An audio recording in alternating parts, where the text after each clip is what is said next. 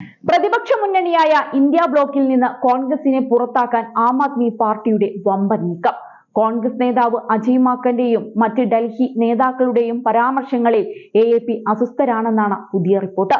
കോൺഗ്രസിനെ പ്രതിപക്ഷ സഖ്യത്തിൽ നിന്ന് പുറത്താക്കാൻ ആം ആദ്മി ഇന്ത്യ ബ്ലോക്കിലെ മറ്റു പാർട്ടികളുമായി ആലോചിക്കുമെന്ന് വൃത്തങ്ങൾ പറയുന്നുണ്ട്.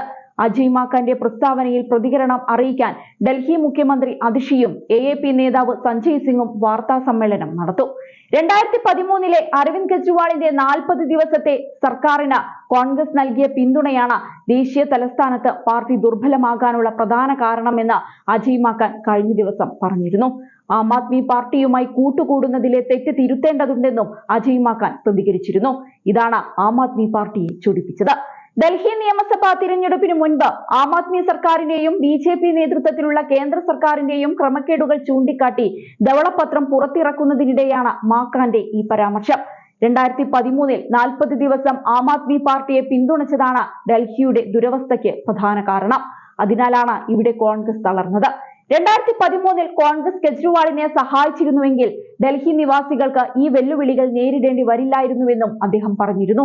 അഴിമതി വിരുദ്ധ പ്രക്ഷോഭത്തിലൂടെയാണ് തന്റെ പാർട്ടി അധികാരത്തിൽ വന്നതെന്നും ആം ആദ്മി പാർട്ടി സർക്കാരുള്ള പഞ്ചാബിൽ ജൻ ലോക്പാൽ സ്ഥാപിക്കുന്നതിൽ പരാജയപ്പെട്ടെന്നും മാക്കാൻ വിമർശിച്ചു. ഡൽഹി മുൻ മുഖ്യമന്ത്രി അരവിന്ദ് കെജ്രിവാളിനെ ഇവിടെ വിശേഷിപ്പിക്കാൻ ഒരു വാക്കുണ്ടെങ്കിൽ അത് ഫാൾസിവാൾ എന്നായിരിക്കുമെന്നും അദ്ദേഹം എടുത്തു പറഞ്ഞു. കോവിഡ് മഹാമാരിയിൽ സാധാരണക്കാർ ദുരിതം അനുഭവിക്കുമ്പോൾ ആം ആദ്മി പാർട്ടി മുഖ്യമന്ത്രിയുടെ ഔദ്യോഗിക വസതി പുതുക്കി പണിയുന്നതിനും സെൻട്രൽ വിസ്റ്റ നിർമ്മിക്കുന്നതിനും പണം ചിലവഴിച്ചുവെന്ന് ഡൽഹി കോൺഗ്രസ് അധ്യക്ഷൻ കൂടിയായ മാക്കാൻ ആരോപിച്ചു. ഡൽഹിയിലെ AAP സർക്കാരും കേന്ദ്ര സർക്കാരും തമ്മിലുള്ള പോരാട്ടത്തെ തുടർന്നാണ് വയോജനങ്ങൾക്കുള്ള പെൻഷൻ നിർത്തലാക്കിയതെന്നും അദ്ദേഹം കിട്ടിയ അവസരത്തിൽ പറഞ്ഞു.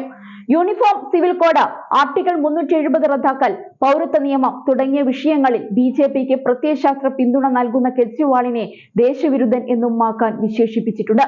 വ്യക്തിപരമായ നേട്ടങ്ങൾ മാത്രം പിന്തുടരുന്ന കെജ്രിവാളിനെ എങ്ങനെ ആശ്രയിക്കാനാകുമെന്നും അദ്ദേഹം ചോദിച്ചിരുന്നു.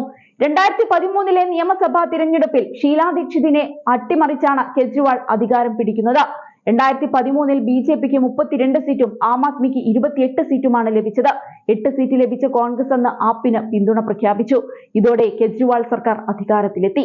എന്നാൽ കോൺഗ്രസ് AAP ബന്ധം 49 ദിവസം മാത്രമാണ് നീണ്ടുനിന്നത്. 2015 നിയമസഭാ തിരഞ്ഞെടുപ്പിൽ AAP 70-ൽ 67 സീറ്റുകൾ നേടിയപ്പോൾ BJP വെറും 3 സീറ്റിൽ ഒതുങ്ങി. ഈ നിയമസഭാ തിരഞ്ഞെടുപ്പിൽ കോൺഗ്രസിന് കനത്ത തിരിച്ചടി തന്നെ നേരിട്ടു. അതേസമയം ഡൽഹി നിയമസഭാ തിരഞ്ഞെടുപ്പിനുള്ള 2ാം ഘട്ട സ്ഥാനാർത്ഥി പട്ടിക പുറത്തിറക്കിയിരിക്കുകയാണ് കോൺഗ്രസ്. സ്ഥാനാർത്ഥികളുടെ പട്ടികയ്ക്ക് കോൺഗ്രസ് കേന്ദ്ര തിരഞ്ഞെടുപ്പ് കമ്മിറ്റി അംഗീകാരം നൽകിയതിന് തൊട്ടു പിന്നാലെയാണ് 2ാം ഘട്ട പത്രിക പുറത്തുവിട്ടത്. കോൺഗ്രസ് അധ്യക്ഷൻ മല്ലികാർജ്ജുൻ ഖാർഗെയും പാർട്ടി മുൻ അധ്യക്ഷൻ രാഹുൽ ഗാന്ധിയും വീഡിയോ കോൺഫറൻസിംഗിലൂടെ CEC യോഗത്തിൽ പങ്കെടുത്തു. ഡൽഹി ഇൻചാർജ് ഗാസി മുഹമ്മദ് നിസാമുദ്ദീൻ, ഡൽഹി യൂണിറ്റ് മേധാവി ദേവേന്ദർ യാദവ് എന്നിവരും CECയിലെ മറ്റ് അംഗങ്ങളും AICC ആസ്ഥാനത്ത് നടന്ന യോഗത്തിൽ പങ്കെടുത്തിരുന്നു. 2025 ഫെബ്രുവരിയിൽ നടക്കാൻ സാധ്യതയുള്ള തിരഞ്ഞെടുപ്പിനായി കോൺഗ്രസ് ഇതുവരെ ആകെ 26 സ്ഥാനാർത്ഥികളെയാണ് പ്രഖ്യാപിച്ചിരിക്കുന്നത്. ലോക്സഭാ തിരഞ്ഞെടുപ്പിൽ സഖ്യമായി മത്സരിച്ചുവെങ്കിലും നിയമസഭാ തിരഞ്ഞെടുപ്പിലും AAPയും കോൺഗ്രസ് തനിച്ചാണ് BJPക്കെതിരെ പോരിനിറങ്ങുന്നത്.